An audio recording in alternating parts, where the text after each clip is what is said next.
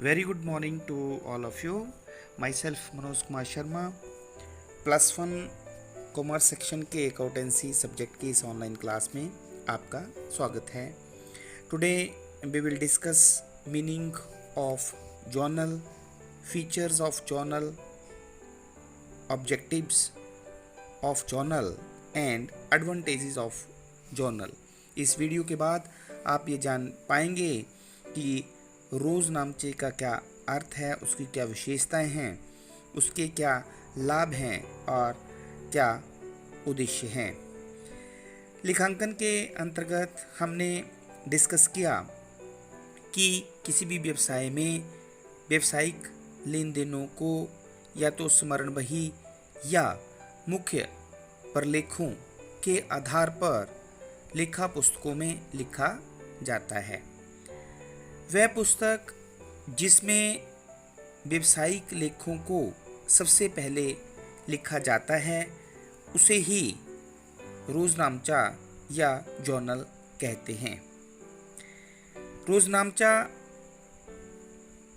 French भाषा के शब्द जौर से उत्पन्न हुआ है, जिसका अर्थ होता है डायरी. रोज़नामचा से अभिप्राय दैनिक रूप से लेखा करने से होता है.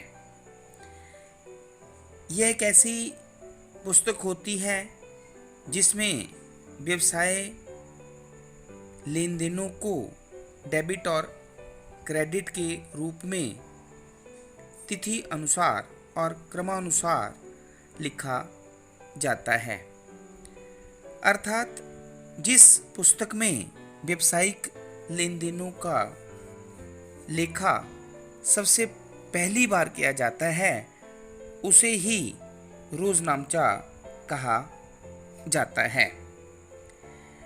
अब हम एक डेफिनेशन डिस्कस करते हैं जो कि कार्टर के अनुसार दी गई है.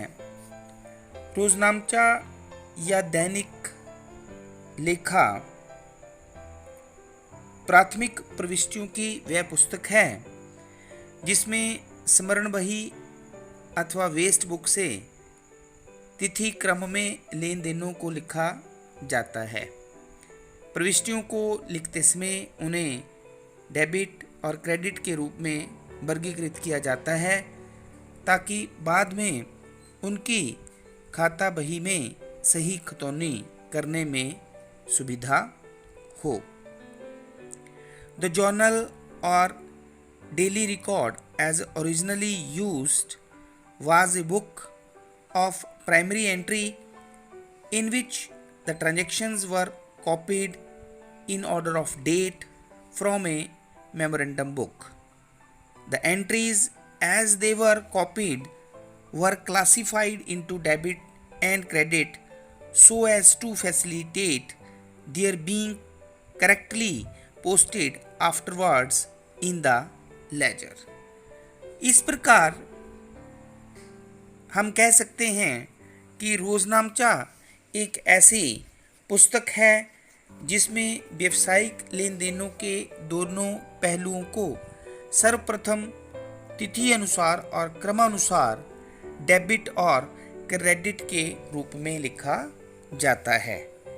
It is that book in which all the business transactions are entered systematically for the first time. Now we will discuss the features of journal रोज़नामचे की विशेषताएं. नंबर 1 is रोज़नामचा एक ऐसी पुस्तक है जिसमें समस्त व्यवहारों का लेखा उसी समय किया जाता है जब वे होते हैं. जिस समय व्यवसाय में कोई भी लेन देन होता है उसी समय उसे रोज़नामचा में लिख लिया जाता है. नंबर 2, इसमें समस्त व्यवहारों का लेखा क्रमानुसार तथा तिथिवार होता है. अर्थात इसमें चाहे उधार लेन देन है, नगद लेन देन है, किसी भी तरह का लेन देन जो है उसे लिखा जाता है. नाउ नंबर 3 इज केवल रोज़नामचा ही प्रारंभिक प्रविष्टि की पुस्तक होती है, क्योंकि इसमें समस्त व्यवहारों का लेखा करने के पश्चात खाता बही में खतौनी की जाती है। द नेक्स्ट नंबर 4 इज, इसमें दोहरा लेखा प्रणाली के अनुसार प्रत्येक लेन देन के डेबिट और क्रेडिट दोनों पक्षों का लेखा किया जाता है। रोजनामचे की सहायता से ही ये पता चलता है कि किस खाते को डेबिट किया गया है और किस खाते को क्रेडिट किया गया है, क्योंकि इसमें लेन देन के दोनों पहलू लिखे जाते हैं।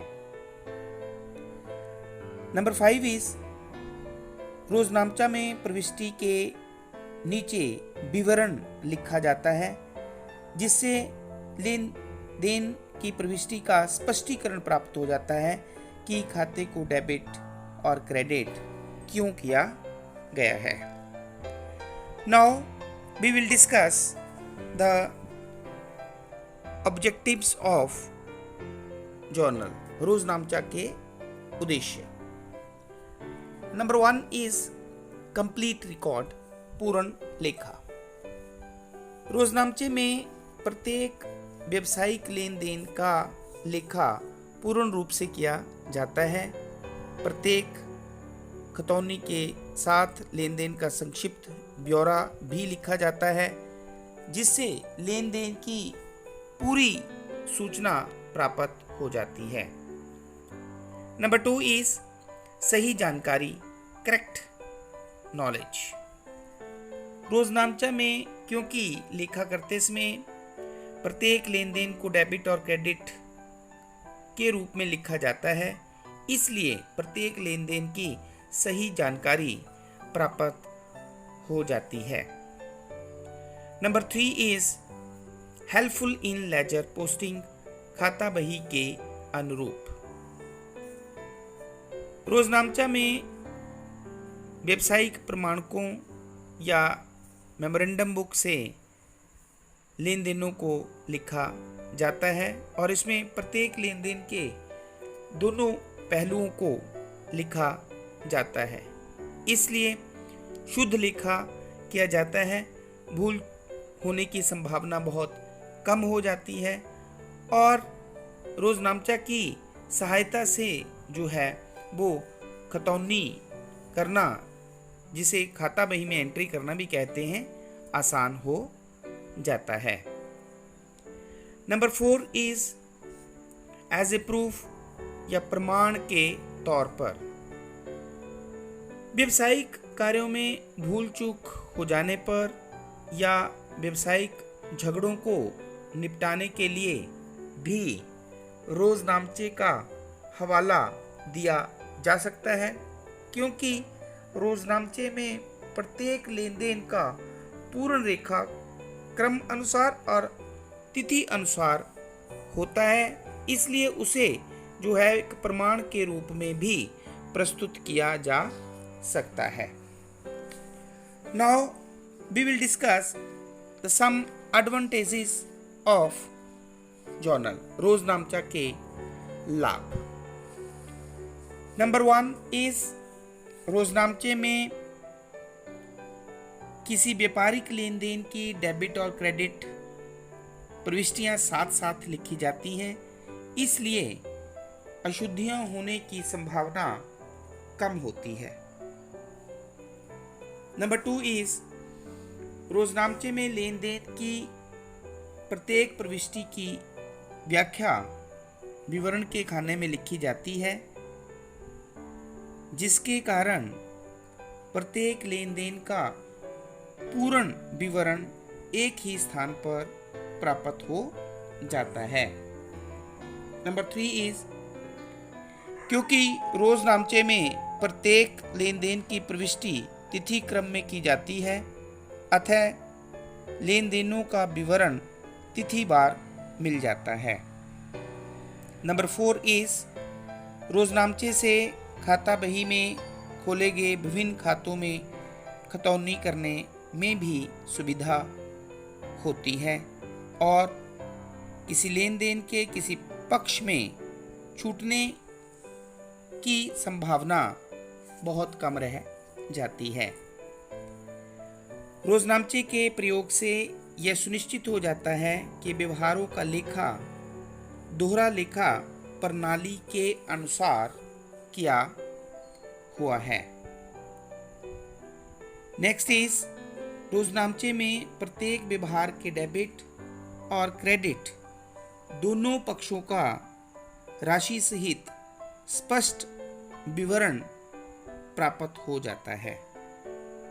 एंड देन लास्ट इज, वैधानिक दृष्टि से भी खाता बही की अपेक्षा रोजनामचा जो है वो अधिक विश्वसनीय प्रमाण माना जाता है, क्योंकि जिस तरह से रोजनामचा में लेन देन को लिखा जाता है उसी के आधार पर खाता बही में विभिन्न खातों में प्रविष्टियां की जाती हैं।